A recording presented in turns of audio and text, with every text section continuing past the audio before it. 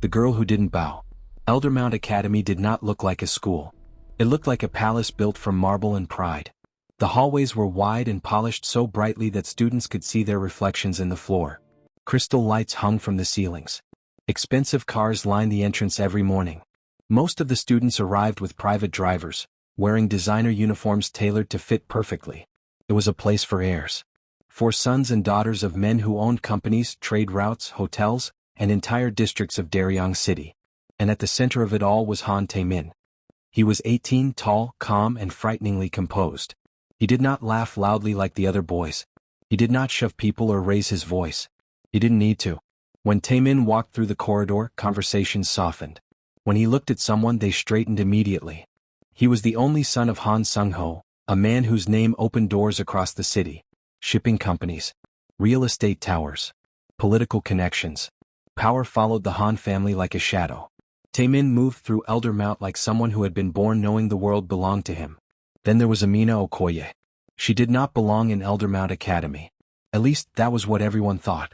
Her uniform was the same as the others, but it was not custom-made. It was adjusted carefully at home. She carried her books tightly against her chest as if someone might snatch them away.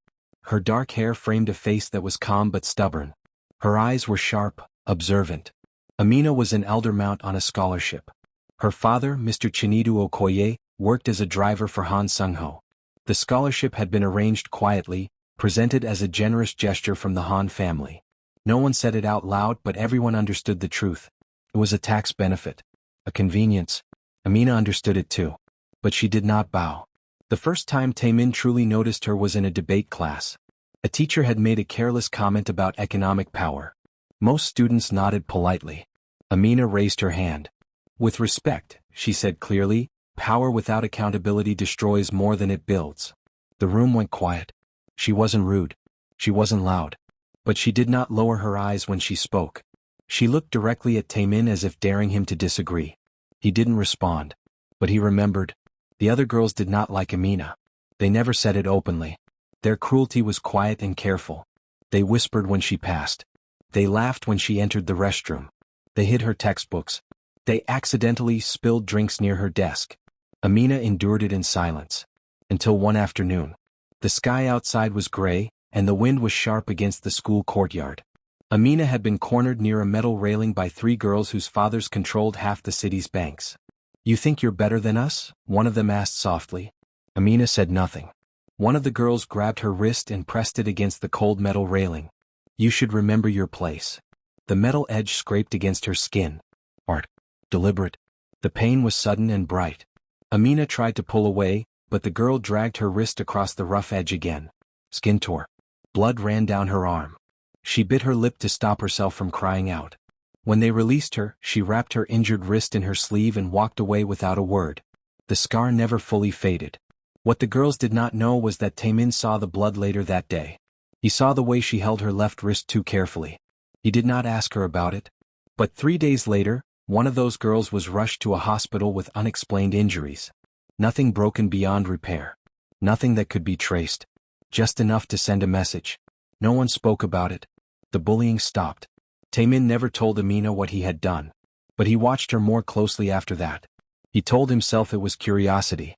He told himself he disliked her defiance. He told himself he was irritated by the way she looked at him without fear. But when she entered a room, he noticed. When she was absent, he looked for her. When she argued in class, something in his chest tightened. Amina had her own secret. She had fallen for him. Not for his money. Not for his name. She hated those things. She fell for the way he spoke in class, calm and intelligent. The way he never struggled for attention because he already owned it. The rare moments when he laughed quietly with genuine warmth. She knew it was foolish. She knew it was impossible. Still, she watched him when she thought he wasn't looking. Everything changed the day her father came home pale and silent. Mr. Okoye had discovered something. Financial transfers. Hidden transactions tied to Han Sung-ho's shipping operations. Something illegal. Something dangerous. He reported it. He believed in justice. He underestimated power. The response from the Han family was not loud. It was not public. It was worse. Mr. Okoye was confronted. Not beaten openly, but attacked in a way that left him hospitalized. No witnesses. No proof. Medical bills followed. Then came the debt. Then came the termination letter. Then came the scholarship revocation. Amina stood in the living room of their small apartment while strangers carried their furniture outside. Her mother cried quietly. Her younger brother stared at the floor. Her father lay in bed, weak and silent. Amina felt something inside her break. She looked at Taemin differently after that. The crush did not disappear. That was the cruel part. It lingered painfully even while she knew his family had destroyed hers. She hated herself for still caring. 1 week later, she left Eldermount Academy. No farewell. No goodbye. Just gone. Taemin heard about it from a teacher. Family circumstances, they said carefully. He stood by the academy gates long after classes ended that day, staring at the empty street. He told himself it did not matter. He was wrong. Months passed. The Han Empire began to crack under investigation. Rumors spread. Deals collapsed. Debts surfaced. Taemin watched his father's world begin to tremble. On the night of his 18th birthday, he walked alone through a dim street in Daryong City. No bodyguards. No driver. Just him and the cold wind. He did not see them coming. 4 figures stepped out from the shadows. Former friends. Boys who once laughed at his jokes. One struck him from behind. He fell hard onto the pavement. They kicked him methodically, saying cruel things about his father. About power. About revenge. He did not beg. He did not cry out. Then came the knife. Cold metal sliding into his side. The world tilted. Warmth spread beneath him. They left him there, bleeding under a streetlight that flickered weakly against the dark sky. Taemin stared upward. For the first time in his life he felt powerless. The edges of his vision began to fade. And the night swallowed him. The night she chose not to let him die. The street was almost empty when they left him. Han Taemin lay on the cold pavement, staring at the dark sky above Daryong City. The streetlight above him flickered weakly, as if it too was unsure whether to stay on or give up. His side burned. Warm blood spread beneath him, soaking into his shirt and pooling against the concrete. The voices of the boys who had attacked him faded into the distance. Former friends. Boys who had once stood beside him at school events and parties. Now they had taken turns kicking him while he was down. The knife had been the last insult. Cold metal sliding into his side. He could still feel it. His breathing grew shallow. Every inhale felt like broken glass pressing against his ribs. He tried to move, but his limbs felt heavy and distant. For the first time in his life, Taemin understood what it meant to be helpless. He thought of nothing heroic. No anger. No revenge. Only a strange emptiness. A quiet thought that maybe this was the cost of being born into a name that had crushed others. His vision blurred. Then footsteps. Running. Fast. Taemin. The voice sounded far away, like it was underwater. He felt hands pressing hard against his wound. Small hands. Shaking hands. But determined. "Stay with me," she said, her voice breaking. "You stubborn idiot, stay with me." Amina Okoye had been walking home from a late tutoring session when she saw him lying there. For a moment she thought she was mistaken. Then she saw the blood. Her heart stopped. She didn't think about the past. She didn't think about what his family had done. She didn't think about her father's hospital bed or the eviction notice or the debt. She only saw a boy dying alone on a sidewalk. And she knelt. She pressed both hands against his side, ignoring how quickly her fingers became red. She tore off part of her sleeve to tighten the pressure. She shouted for help until someone from a nearby shop called emergency services. She stayed. Even when fear crawled up her spine. Even when she remembered every reason she should walk away. She stayed. The ambulance lights painted the street in red and white flashes. Paramedics lifted him carefully onto a stretcher. Amina climbed in without asking permission. At St. Ariane Medical Center, the hallway lights were bright and unforgiving. Nurses moved quickly. Doctors spoke in urgent tones. "Sign here," someone told her. She didn't hesitate. She signed. She sat outside the operating room with blood still on her hands. Hours passed.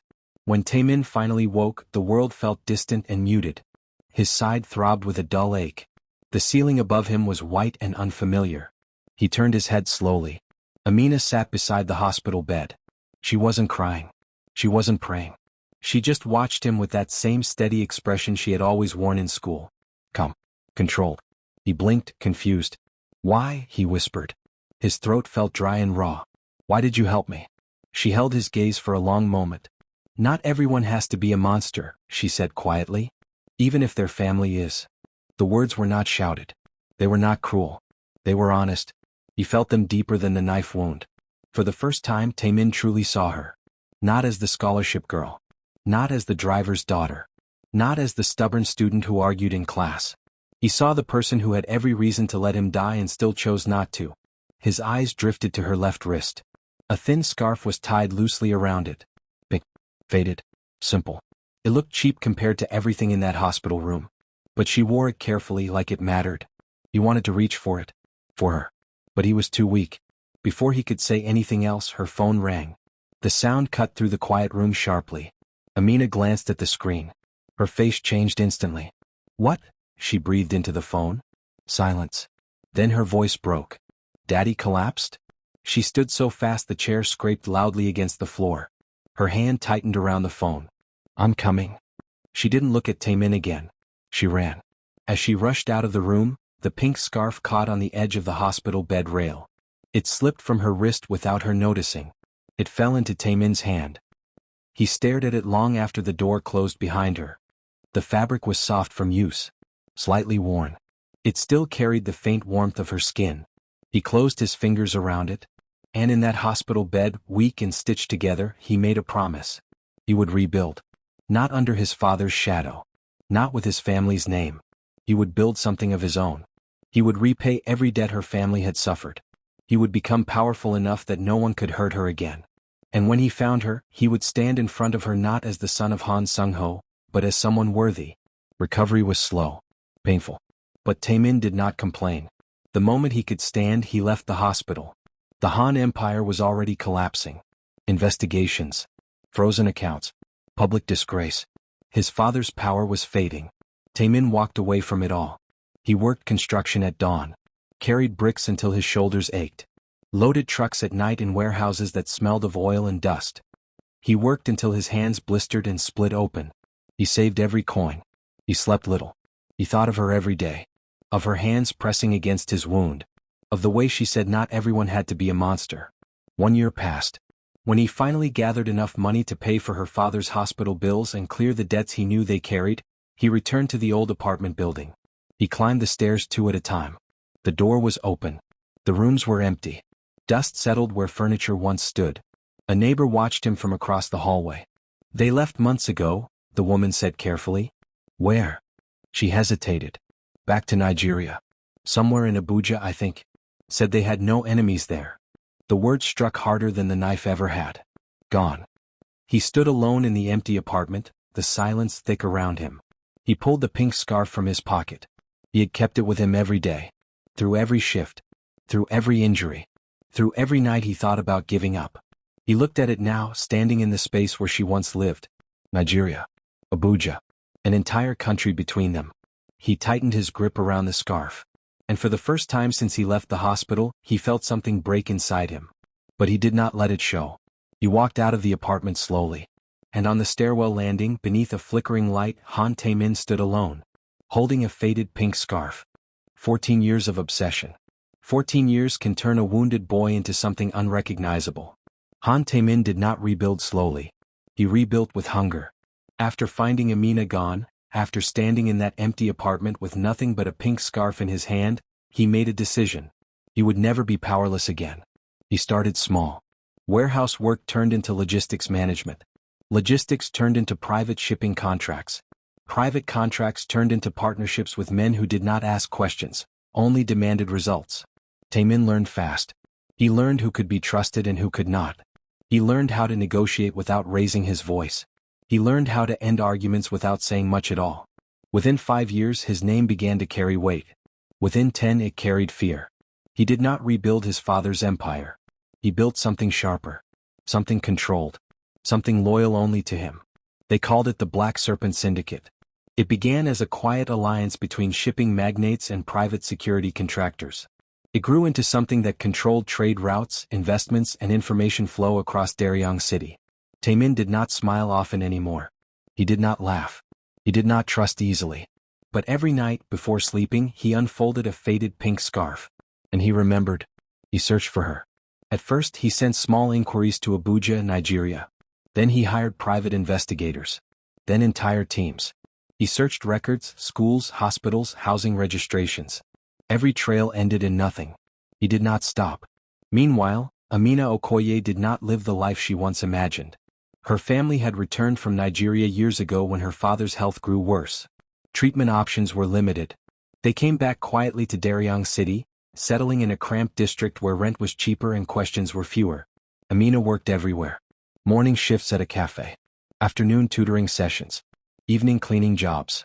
Later, she took a position at Velour Noir, one of the most exclusive restaurants in the city. The uniform was elegant but simple. Black dress. Hair tied neatly. Smile practiced and polite. Tips were good, but never enough. Her father's surgeries did not end. There were complications. Follow-up treatments. Medication costs. Each bill came with interest. Debt grew quietly like something alive. She carried it without complaint. She did not think about Eldermount Academy. She did not think about Han Taemin. She told herself that chapter of her life had ended long ago. Until one night. Velour Noir was glowing with gold light and soft music. Crystal glasses reflected the dim chandeliers. Men in tailored suits spoke in low voices over expensive wine. At a private table near the center sat Han Taemin. He wore a dark suit that fit him perfectly. His hair was shorter now. His face sharper. His eyes colder. Around him sat powerful businessmen and members of the Black Serpent Syndicate. Amina approached the table carrying a bottle of wine. She did not look at him at first. She focused on the glasses. On the precise angle of the pour. On professionalism. Taemin noticed something before he saw her clearly. A familiar presence. A shift in the air. A scent he remembered faintly. He looked down at the hand holding the bottle. At the wrist. At the scar. The glass slipped from his fingers. It shattered against the floor. The sound cut through the restaurant sharply. Conversation stopped. His men stood immediately. "Sir, your hand?" He did not hear them. He was staring at her. She stepped back, startled by the sudden noise. "Are you all right?" she asked carefully. Her voice was the same. Calm. Controlled. She did not recognize him. Or maybe she did not show it. Taemin stood slowly. His palm bled slightly from broken glass, but he ignored it. She moved quickly toward the staff hallway, likely to report the incident. He followed without a word. His associates called his name. He did not respond. The back corridor of Velour Noir was narrow and poorly lit. Storage doors lined the walls. The hum of the kitchen echoed faintly. He reached the end of the hallway just in time to hear a muffled sound from behind a heavy service door.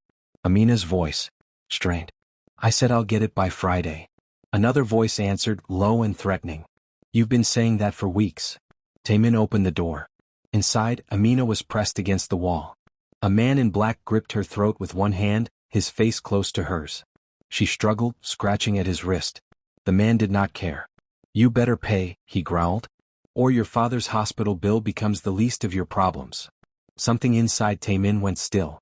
Not rage. Not panic. Something colder. "Do you have a death wish?" Taemin asked quietly. The man turned, annoyed at the interruption. "This is private."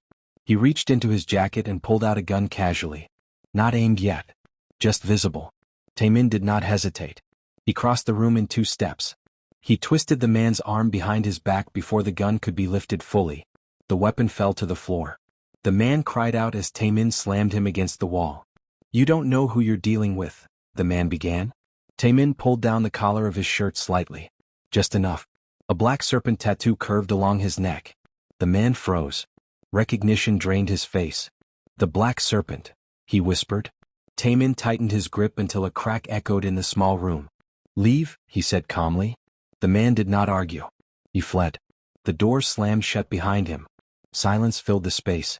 Amina leaned against the wall, breathing hard. Her hand touched her neck where red marks were forming. Taemin turned toward her slowly. 14 years. 14 years of searching. And she was standing 2 feet away. He stepped closer. She stiffened. His eyes dropped to her left wrist. The scar was still there. Thin. Pale. Permanent. He reached toward it without thinking. She pulled her hand back immediately. "Don't," she said firmly. The word struck him harder than he expected. "Who are you?" she demanded. He studied her face carefully. Older now. Stronger. But still the same eyes. The same defiance. "I'm someone who just saved you," he replied evenly. "That doesn't give you the right to touch me." His jaw tightened slightly. "Are you always this ungrateful to people who stop guns from being pointed at you?" Her glare sharpened. You don't know me. His voice lowered. I know enough. She grabbed her things quickly. I don't need your help. She pushed past him and left the room. He followed her through the corridor and out the side exit into the cool Daryong night. Wait, he called. She walked faster. Stop, he said. She turned sharply. Are you following me? He didn't answer immediately. His men appeared at the end of the street, having tracked his movement from the restaurant. He shot them a warning look. They stayed back. When he turned again, she was gone. Vanished into the crowd. The city swallowed her whole. Taemin stood still under the streetlights. His hand clenched slowly. 14 years of searching. And she had slipped away again. But this time, he knew she was here. And he would not lose her twice. Han Taemin did not sleep the night she disappeared again. He returned to his office at midnight, blood long cleaned from his palm, suit jacket replaced, face calm. But inside, something restless burned. He had waited 14 years. He was not going to rely on chance again. By morning, her name was on his desk. Amina Okoye. Address. Work history. Financial records. Medical expenses. The file was thick. He flipped through it slowly, page by page, his expression unreadable. Cafe shifts. Cleaning jobs. Private tutoring. Velour Noir employment. Then the numbers. Hospital invoices. Medication costs. Surgery payments. Outstanding balances. Loan sharks. Private lenders. Interest accumulating like something designed to choke. The total amount made even his most experienced finance manager hesitate. Sir, this is heavy debt. Taemin did not blink. Find every creditor. Yes, sir. He leaned back in his chair. 14 years. And she had been drowning the entire time. That afternoon he returned to Velour Noir. He did not enter through the front. He waited in the staff hallway. When Amina stepped out after her shift, she stopped when she saw him. Her expression did not change, but her body stiffened. You again, she said calmly. You left before I could say thank you, he replied. I didn't ask you to follow me. You didn't ask for that man either. She exhaled slowly. What do you want? He studied her face. To make sure you're not about to collapse from pretending everything is fine. Her eyes hardened. Mind your business. My business is standing in front of me. Before she could respond, he stepped closer. Come with me. No. It's not a request. Her jaw tightened. You think you can order people around because you have money? I think your neck needs proper treatment, he said quietly. She instinctively touched the bruised area. It was darker now. Swollen. I'll handle it. With what? Ice from the restaurant freezer? She stepped back, but he reached for her arm. His grip was firm but not violent. Let go. No. She tried to pull away. He didn't tighten his hold, but he didn't release her either. You're not fainting on some sidewalk tonight, he said. His car was waiting. She argued the entire way. I don't need you. You needed me yesterday. That was different. No, it wasn't. They arrived at St. Arion Medical Center. The same building. The same white walls. The same smell of antiseptic. He stepped out first and walked inside as if he owned the place. Staff recognized him immediately. Yes, sir. I need a room. Of course. Room 412. The nurse hesitated slightly. That wing is private. Open it. Within minutes they were inside. Amina looked around, confused. Why here? He didn't answer. Doctors cleaned her neck carefully, applied proper treatment, and advised rest. She remained silent through it all. When the nurse left, the door closed softly behind them. The room felt smaller suddenly. Taemin stood near the window. Amina stood near the bed. You can leave now, she said. He didn't move. Do you know what room this is? He asked quietly. She didn't respond. Room 412. Her expression flickered slightly. He stepped closer. 15 years ago, someone signed hospital forms for me here. Her breathing shifted. He noticed. You don't remember? She forced her face into confusion. I've never been here. He moved closer. Too close. She stepped back until her spine touched the wall. His hand slammed against the wall beside her head. Not touching her. Just close enough. The sound echoed in the quiet room. Her breath caught. The heat of him felt suffocating. Do you not remember me? He demanded, voice low and rough. Her eyes widened slightly. I don't know you. That's a lie. He leaned closer. Not touching. Just near enough that she could feel his breath. That night.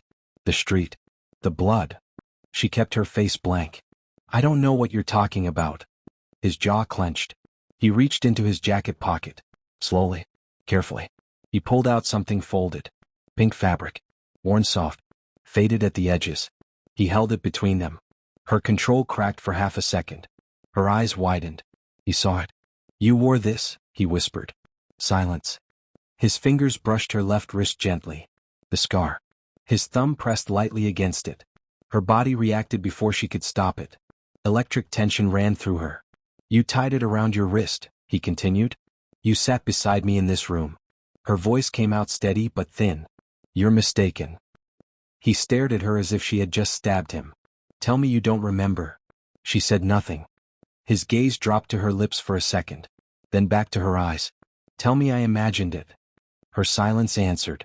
His expression shifted. Not anger. Something worse. Grief. His hand fell slowly from her wrist.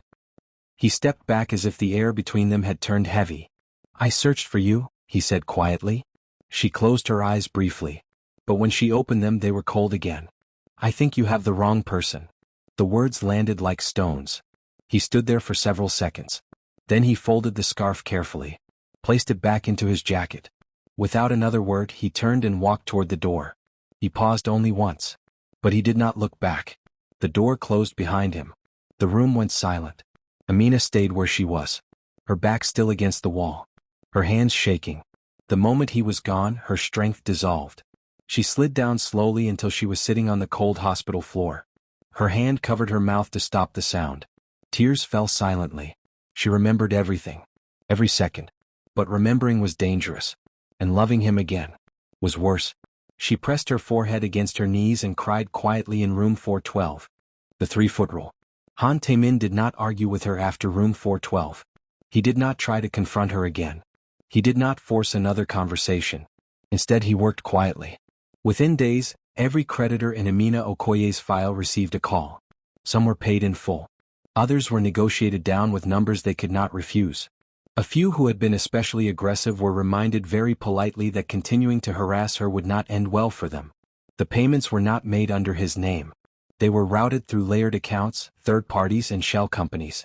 He did not want gratitude. He wanted relief for her. He wanted the weight on her shoulders gone. 3 days later, Amina received a call from a recruitment agency she had never contacted. We have a private placement opportunity, the woman said brightly. High compensation. Immediate start. Amina almost hung up. Nothing in her life had ever been that simple. How high? She asked cautiously. The number made her sit down. It was more than she made in a month at Velour Noir. Per week. What's the position? There was a pause. Personal air quality specialist. She frowned. What does that even mean? You will be assigned to a private client who has developed a severe sensitivity to fine dust particles. You will carry and operate a portable air purification system and remain within a 3-foot radius of the client at all times. Amina stared at the wall. This is a joke. It is not, the woman replied smoothly. The contract is legitimate. Amina hesitated. Her father's neck surgery was approaching. Rent was overdue. Her brother's university application fees had not been paid. She agreed. On her first day, she walked into a towering office building in the center of Daryong City. The lobby was silent and polished. Security guards moved aside without question when she gave her name. The elevator doors opened on the top floor. The receptionist smiled. He's expecting you. The office door opened before she could knock. Han Taemin stood behind an enormous desk. He was not smiling like a man who had just been accused of something. He was smiling like someone who had been waiting. You, she said flatly. Welcome, he replied calmly. You did this. Yes. She almost turned around. But the salary number echoed in her head. What exactly am I supposed to do? He slid a slim device across the desk. A portable air purifier. Advanced filtration system. Very sensitive settings. You're serious. I have developed an unfortunate intolerance to poor air quality, he said without blinking. She stared at him. You're impossible. Possibly. She opened the contract. There it was in black and white. Position. Personal air quality specialist. Primary responsibility. Maintain optimal air conditions within 3 feet of employer. She looked up slowly. You expect me to follow you around? Yes. Everywhere. Yes. And you think this is normal? I think you needed a job. The words stung because they were true. She signed. The first day was torture. Board meeting. Long table. Powerful investors. Amina stood beside Taemin holding the purifier device like a weapon she wished she could use. He spoke smoothly about shipping contracts and expansion routes. Then he leaned slightly toward her. "Angle it higher," he murmured quietly. His lips brushed her ear accidentally. Or not accidentally. She froze. Heat traveled down her spine. He straightened immediately and continued speaking as if nothing had happened. The investors nodded seriously. Amina wanted to disappear. In the elevator afterward, she finally snapped. "You're doing this on purpose." "Doing what?" he asked mildly. "The leaning. The whispering. The proximity." He studied her calmly. "You are required to remain within 3 feet. That doesn't mean you have to breathe on me." His mouth curved slightly. "I'm ensuring optimal performance." She glared. "You're enjoying this." "Oh," he said quietly, "you have no idea." The elevator felt smaller. The air thicker. She turned away first. He noticed. Every time she looked away, a small, satisfied expression crossed his face. Days passed. Meetings. Restaurants. Private lounges. Everywhere he went, she followed. Always within 3 feet. Sometimes 2. Sometimes closer. At a crowded networking event, he stepped backward suddenly. She bumped into him. His hand steadied her at the small of her back. He did not remove it immediately. She could feel the warmth of his palm through the fabric of her dress. "Careful," he murmured. She stepped away sharply. "Stop touching me." "You're touching me," he replied lightly. "You're within 3 feet. You're insufferable." "So I've been told." At night, when meetings ended, the tension did not disappear. It grew. In his office, city lights glowing beyond the windows, he would stand near her and simply look. Not as a boss. Not as a powerful man. As someone searching. "You're staring again," she accused one evening. "Am I?" "Yes." "For how long?" She hesitated. "Long enough." His expression softened slightly. "What are you afraid of?" She swallowed. "Nothing." "That's not true." She turned away. But her hands were shaking. One evening after a late meeting, the office was quiet. The purifier device hummed softly. He removed his jacket and rolled up his sleeves. "You can put that down," he said. "The air is fine." She placed it on the desk carefully. Neither of them moved to leave. The distance between them felt charged. He walked toward her slowly. Each step deliberate. "Why did you pretend?" he asked quietly. She didn't answer. "You remembered." Silence. "Room 412, he continued. Her chest rose and fell unevenly. "You knew." The wall pressed against her back. He stopped just inches away. His hand did not slam the wall this time. It rested gently beside her shoulder. "You knew," he repeated softly. Her eyes filled. She had fought it for days. Weeks. The pretending. The denial. But standing there within 3 feet, within one breath. She couldn't anymore. "I remember," she whispered. The words hung between them. He went completely still. "Say it again." "I remember you." His control cracked. Not violently. Not angrily. Relief. Disbelief. Emotion he had buried for years.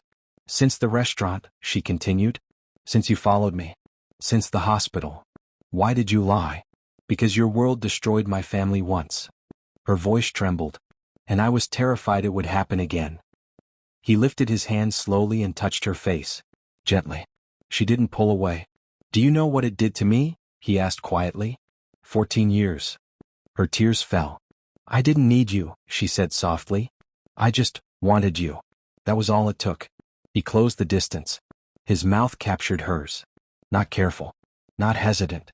15 years of longing crashed into one moment. She responded instantly. Her hands fisted into his shirt. The purifier device hummed faintly in the background as if mocking them. When they finally broke apart, both were breathing hard. His forehead rested against hers. The 3-foot rule had finally been broken. Signed at 18. The night after their first kiss, Daryong City looked peaceful from the top floor of Taemin's office tower. Lights shimmered below. Cars moved like slow streams of red and white. The world seemed quiet. But peace never lasted long in Han Taemin's life. His phone buzzed just past midnight. He glanced at the screen. Han Sung-ho. He hadn't spoken to his father in 3 years. Not since he had walked away from the remains of the old Han Empire and built something entirely his own. Taemin answered without greeting. Silence filled the line for a moment. Then his father's voice came through, smooth and steady as ever. I hear you've been spending time with the Okoye girl. Taemin's expression did not change. I don't discuss my personal life. You will tonight. His father's tone carried no warmth. It never had. I know who her father is, Han Sung-ho continued. I know what he reported years ago. Taemin leaned back in his chair. And you know what that means. There was a faint sound of paper shifting on the other end of the line. I kept copies, his father said calmly. Insurance. Taemin's fingers tightened slightly around the phone. Insurance for what? For situations like this. A soft chuckle. You were eager at 18. Desperate to impress me. You signed everything I placed in front of you. Taemin's mind flashed briefly to stacks of documents years ago. Transfer approvals. Shipping authorizations. Payment confirmations. He had signed without reading carefully. He had trusted. His father continued. Those signatures are still valid. Still binding. Some of those transfers funded operations you did not understand. Taemin's voice was level. Say what you're implying. You authorized payments tied to the confrontation that put Mr. Okoye in the hospital. Silence fell heavy between them. You forged documents, Taemin said quietly. Did I? His father's voice sharpened slightly. I remember a boy desperate to prove he was capable. A boy who wanted my approval. A boy who signed without hesitation. Taemin's jaw tightened. The law doesn't care whether you were young, Han Sung-ho continued. 18 is legal age. Conspiracy charges do not disappear because you claim ignorance. What do you want? Taemin asked. End it. End what? The girl. The words were clear. Walk away from her. Permanently. Taemin did not respond immediately. If you don't, his father went on, these documents go to the authorities. And to her. The threat landed cold. Imagine her face when she sees your signature, his father added. Imagine her learning that you were not just the son of the man who destroyed her family. You were part of it. The air in the office felt thinner. You have 48 hours, Han Sung-ho finished. Choose wisely. The line went dead. Taemin remained seated in silence. He did not throw the phone. He did not shout. He replayed every memory from when he was 18. The documents. The transfers. The trust he had placed in his father. Had he unknowingly signed authorization tied to the attack on Mr. Okoye? The possibility was real. And that was the problem. If the documents surfaced, the fallout would be catastrophic. For him. For the Black Serpent Syndicate. For Amina. She would see his name. His signature. Even if he had not known the full truth, it would not matter. He closed his eyes briefly. Then opened them. He pressed the intercom button on his desk. Get me everything on Han Sung-ho, he said calmly. There was a pause. Sir? Every account he controls. Every asset. Every hidden location. I want it all within 6 hours. Yes, sir. And contact our legal strategist. Immediately. He ended the call and stood. If his father had kept copies as leverage, then he had been planning this moment for years. Taemin would not walk away. He would not abandon Amina to protect himself. He would remove the threat entirely. Another call. Bring me our best document analyst, he ordered. The one who handled the Baesung contracts. Yes, sir. And find out where my father stores physical copies. Safety deposit boxes. Storage units. Private vaults. Understood. He walked toward the window and stared out at the city. This was not about pride.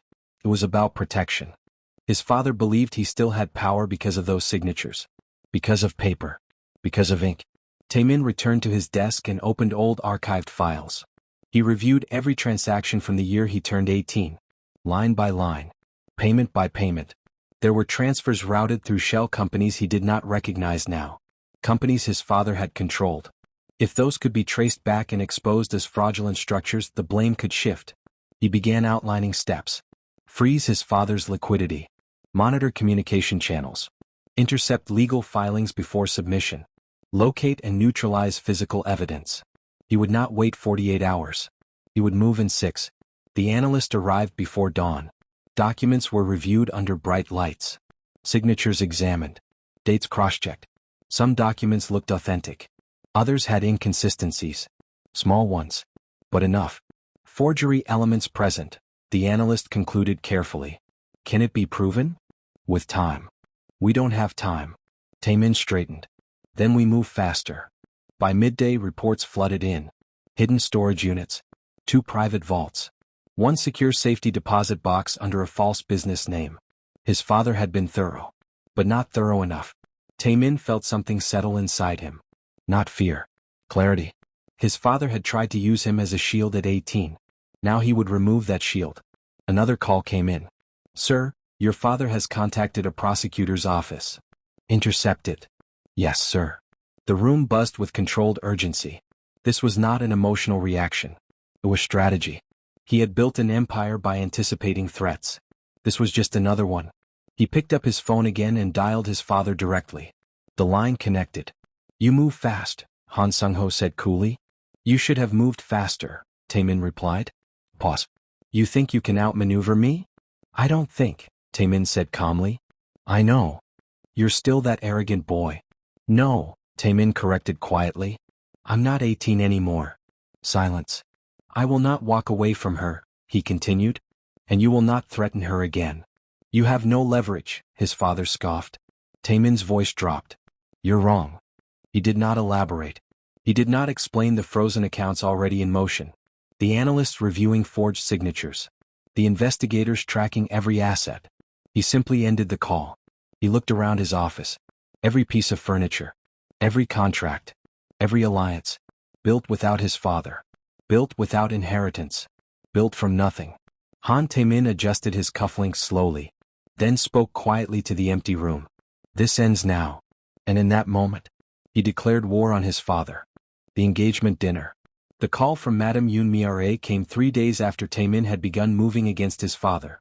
He was in his office reviewing reports when his assistant entered quietly. Your mother is on line 1. He did not hesitate. He picked up. You've been avoiding my calls, his mother said without greeting. I've been working. You will attend dinner tomorrow night. It was not a request. With whom? With the Park family. And you will bring proper manners. He knew what that meant. 4 years, Madame Yoon had tried to secure an alliance through marriage. It was not romance. It was business. A merging of influence. A restoration of family prestige after Han Sung-ho's fall. I am not engaged, Taemin said calmly. You will be. Her voice sharpened. 5 years we have maintained this arrangement. 5 years of waiting for you to stop acting like a child. I never agreed. You did not refuse loudly enough. Silence stretched between them. You will attend, she finished. Do not embarrass me. The line ended. That evening, Taemin stood in his penthouse living room watching Amina pace. Your mother invited you to finalize your engagement? She repeated slowly. It's a business arrangement, he replied. With whom? Park Soo-yeon. Amina's expression tightened slightly. Is she your fiancée? No. Has she been told that? He exhaled quietly. Probably. The air felt heavier. Then what are you going to do? She asked. I'm going to end it. And you want me there? Yes. She studied him carefully. Why? Because I am not walking into that room pretending you don't exist. The Park estate was everything power liked to look like. Marble staircase. Crystal chandeliers. A long dining table polished to perfection. Waitstaff moving silently in white gloves. Daryong's elite filled the room. Business leaders. Political advisors. Old allies of the Han family. Madame Yoon stood at the head of the table, elegant and perfectly composed. Beside her stood Park Soo-yeon. She was beautiful in a controlled way. Her dress was pale silver, fitted perfectly. Her posture was straight. Her smile polished and practiced. When Taemin entered with Amina at his side, the room quieted almost instantly. Madame Yoon's eyes flicked to Amina. Her smile did not change. You're late, she said coolly. Traffic, Taemin replied evenly. And you brought company. My girlfriend, he corrected. The word hung in the air like something fragile and explosive at the same time. Amina felt dozens of eyes on her. She did not bow. She did not shrink. She stood straight beside him. Park Soo-yeon recovered first. She stepped forward with grace. How lovely to finally meet you, she said smoothly to Amina. I'm Soo-yeon. Amina shook her hand. Amina. Soo-yeon's grip was firm. I'm sure this must be confusing, she continued lightly. Family arrangements can be complicated. Not particularly, Amina replied calmly. He explained it. A subtle shift passed across Soo-yeon's expression. Dinner began. Courses arrived in careful sequence. Conversations circled around business projections and shipping routes. But the tension at the table was sharp and visible. Suyun's father cleared his throat halfway through the second course. Han Taemin, he began politely, your mother tells me you have been reluctant to finalize this agreement. Taemin set down his glass slowly. I have. You understand the benefits, the older man continued. Our combined networks would restore certain advantages lost in recent years. Madame Yoon nodded slightly. This alliance strengthens both families. Taemin looked from one face to the other. Then he leaned back in his chair. Let me be clear, he said calmly. The room grew quiet. I do not need your trade networks. A murmur shifted at the table. I built my own. He glanced at his mother. I do not need to restore my father's position. Madame Yoon's jaw tightened slightly. And I will not marry someone I do not love. The words landed heavily. Suyun's smile did not disappear. But it became thinner. This arrangement has been discussed for years, Madame Yoon said sharply. Without my consent, Taemin replied. It is for the good of the family. It is for the good of your reputation, he corrected calmly. Silence. He reached under the table and took Amina's hand. Visible. Deliberate. She is the woman I love. The sentence cut through the room. No raised voice. No drama. Just truth. Suyun's father stiffened. Madame Yoon's composure faltered for the first time. You embarrass this family, she hissed quietly. No, Taemin said evenly. I refuse to lie for it. Suyun finally set down her fork. She rose slowly. The room felt smaller. Her calm exterior cracked just slightly. 5 years, she said quietly. 5 years my family has waited. Her eyes moved to Amina. And now you bring this woman here as a statement? She is not a statement, Taemin replied, voice firm. She is my choice. Suyun's lips pressed into a thin line. You could have handled this privately. Private lies become public disasters, he answered. He stood. The sound of his chair scraping against marble echoed in the silent dining room. Amina stood with him. He did not release her hand. We're leaving, he said simply. Madame Yoon did not stop them. But the disappointment in her eyes burned. As they reached the entrance hall, Suyun's voice carried behind them. Han Taemin. He paused but did not turn immediately. Is it because of her? She asked. The question hung in the air as sharp as any blade. The flight to Abuja. 2 days after the engagement dinner, Amina's phone rang while she was leaving her apartment building. A black sedan rolled slowly to a stop beside her. The tinted window lowered. Han Sung-ho looked out at her with calm, measuring eyes. Get in, he said. It was not loud. It did not need to be. 2 men stepped out from the vehicle's rear doors. They did not grab her. They did not touch her. They simply stood there, reminding her that refusing would not be wise. Amina's pulse quickened. She got in. The car drove without conversation. They stopped in front of a tall office building she did not recognize. The lobby was quiet. The elevator ride was silent. The top floor smelled faintly of expensive cologne and old authority. Han Sung-ho sat behind a wide desk when she entered. He studied her for several seconds before speaking. You're prettier than I expected, he said calmly. I understand my son's distraction. If this is about the dinner, Amina began. This is about your father. The words froze her. Han Sung-ho leaned forward slightly. You know what your father did years ago. He told the truth. And the truth nearly destroyed my family, he replied without emotion. So I handled it. Her hands tightened at her sides. You're threatening me? I'm offering you protection. He slid an envelope across the desk. Inside were flight tickets. 3. One way. Daryong City to Abuja. Tonight. Your mother. Your brother. Yourself, he said. First class. Funds included. Enough to start over. And if I refuse? He opened a folder and turned it toward her. Photographs. Her father entering the hospital. Her mother at the market. Her brother leaving university registration office. Taken from different angles. Different days. They are visible, Han Sung-ho said quietly. Everywhere. Amina felt her stomach drop. If you stay in my son's life, accidents happen. Medical emergencies are unpredictable. Men slip on stairs. Cars lose control. Her voice trembled. You would kill him? I would finish what I started. Silence filled the room. You have until tonight, he concluded. Choose love and your family pays. Choose them and you leave. The meeting ended as coldly as it began. Amina returned home in a daze. She closed the door behind her and leaned against it. Her hands shook. There was no time to cry. She called her mother. "Pack," she said urgently. "Tonight. No questions." Her mother's voice was confused. "Amina, what is happening?" "I'll explain later. Just pack." She moved mechanically. "Clothes. Documents. Passport." Her father was too weak to argue when she told him they were leaving again. He only nodded tiredly. At 8:30 p.m., they arrived at Daryong International Terminal. The airport buzzed with travelers. Suitcases rolled across polished floors. Announcements echoed overhead. Amina held her mother's hand tightly. Her brother looked nervous. "Why are we leaving like this?" he asked quietly. "It's temporary," she said. She did not believe it. Her phone buzzed. "Taemin, dinner tonight? I'm ordering your favorite." Her throat tightened. She typed slowly. "Can't. Busy."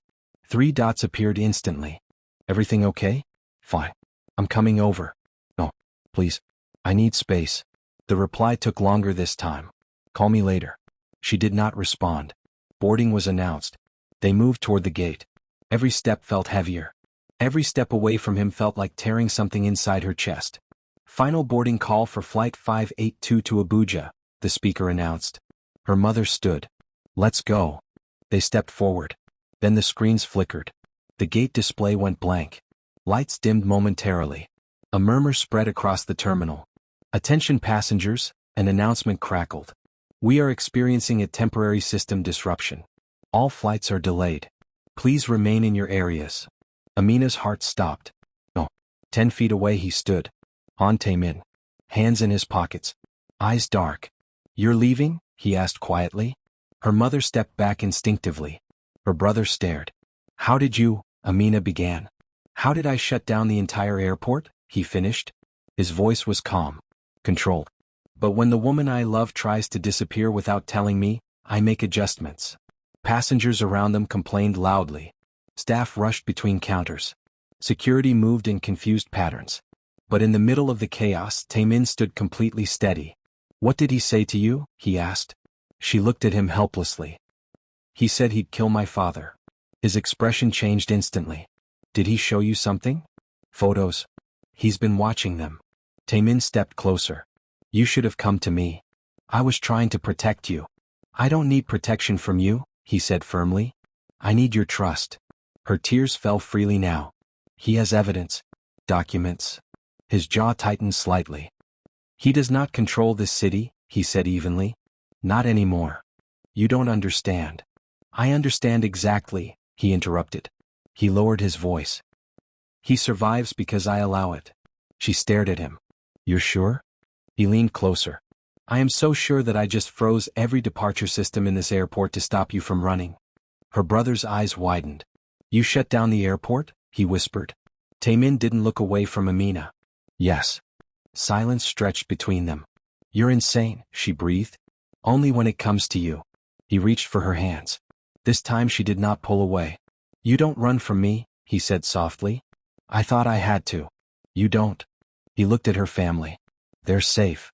"How?" she asked. "Because I said so." There was no arrogance in his tone. Only certainty. The overhead announcement crackled again, apologizing for delays. Amina looked at the boarding gate. Then at him. Then at her family. Her mother spoke quietly. "If he can stop planes for you, I think we're all right." Amina let out a shaky breath. She nodded slowly. "I'm not leaving," she said. Relief flickered across Taemin's face. "Good." He turned to her mother respectfully. "I'll arrange your return home." Her mother studied him carefully. "You care about her?" "Yes." She nodded once. "Then take care of her properly." He met her gaze without hesitation. "I will." He took Amina's hand and led her away from the gate. Behind them, the airport system slowly came back online. But Flight 582 to Abuja departed without the Okoye family. Amina did not look back. She walked beside him. And together they left the airport. Cutting the strings. Han Sung-ho was eating dinner alone when the door to his apartment opened without warning. He looked up, startled. Han Taemin stepped inside calmly. He did not remove his coat. He did not greet him. He walked to the dining table and took a seat across from his father. For a moment, neither spoke. "You should knock," Han Sung-ho said coolly. "You should not threaten what belongs to me," Taemin replied evenly. The older man set his chopsticks down slowly. So she told you. She didn't need to. Taemin leaned back in his chair. You underestimated me. Han Sung-ho let out a faint laugh. You are still my son. No, Taemin corrected. I am a man you no longer control. Silence fell heavily between them. Taemin placed his phone on the table and turned it toward his father. The screen displayed multiple frozen bank accounts. Every balance inaccessible. Han Sung-ho's expression flickered. What is this? As of 30 minutes ago, Taemin said calmly, every account you control has been locked. Every offshore transfer halted. Every shell company audited. You can't do that. I already did. The older man's composure cracked slightly. You think money is power? I know it is, Taemin replied. And you no longer have any. Han Sung-ho stood abruptly. You ungrateful child. Everything you built was under my name first. I built it after your name collapsed, Taemin corrected. He stood as well. The apartment you live in? I pay for it. The food you eat? I pay for it. The air you breathe in this city exists because I allow it. His voice was not loud, but it was final. You threatened her family, he continued. You followed them. You tried to use fear. Han Sung-ho's jaw tightened. I did what was necessary. You are no longer in a position to decide what is necessary. Taemin stepped closer. There is a car waiting downstairs. For what? You're leaving. Leaving? Wyong Port City. A modest apartment. Rent prepaid. Basic living expenses covered. You will live there quietly. And if I refuse? Taemin's gaze sharpened. I release every record of your past operations. Every forged document. Every illegal transaction. You will not see freedom again. The older man stared at him. You would destroy your own father? You destroyed yourself, Taemin replied. I am simply removing the last string you think you still hold. The silence stretched long and cold. Finally, Han Sung-ho sat back down slowly. You've become ruthless. I became necessary. Taemin picked up his coat. The car leaves in an hour. Be ready. He turned and walked out without another word. By sunrise, Han Sung-ho was gone from Daeryong City. Wyong Port City swallowed him quietly. No farewell. No ceremony. Just exile. Meanwhile, every debt connected to the Okoye family disappeared. Not partially. Completely. Hospitals confirmed payments. Loan sharks stopped calling. Collection notices ceased. Amina stood in the hallway of St. Arion Medical Center holding her phone while her mother cried softly beside her. They said it's covered, her mother whispered. All of it. Her father's final procedure went smoothly. Weeks of proper care followed. Medications adjusted. Therapies monitored. For the first time in years, Mr. Chinidu Okoye stood without trembling. He walked slowly into the new apartment Taemin had arranged. Sunlight poured through wide windows. The space was clean, quiet, safe. That evening, Taemin visited formally. Not as a rescuer. Not as a businessman. As the man who loved their daughter. They sat in the living room. Tea cooled on the table between them. I was young, Taemin said calmly. I signed documents without understanding the consequences. I cannot erase that. But I can promise that nothing like it will ever happen again. Mr. Okoye studied him carefully. You are not your father, he said finally. But you carry his blood. I carry my own choices, Taemin replied. A long pause. My daughter chose you, Mr. Okoye said at last. That is enough for me.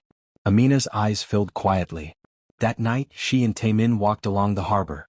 The water reflected city lights like broken stars. The wind was gentle. For once there were no threats. No debts. No shadows watching. She stopped walking. Do you ever think about what would have happened if I didn't find you that night? She asked softly. He looked at her. I don't.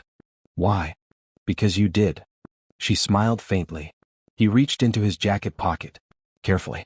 He unfolded something faded and familiar. The pink scarf. He stepped closer and tied it loosely around her left wrist. The same wrist with the scar. It fluttered lightly in the harbor breeze. You kept it all this time? She asked quietly. Yes. For 15 years? Yes.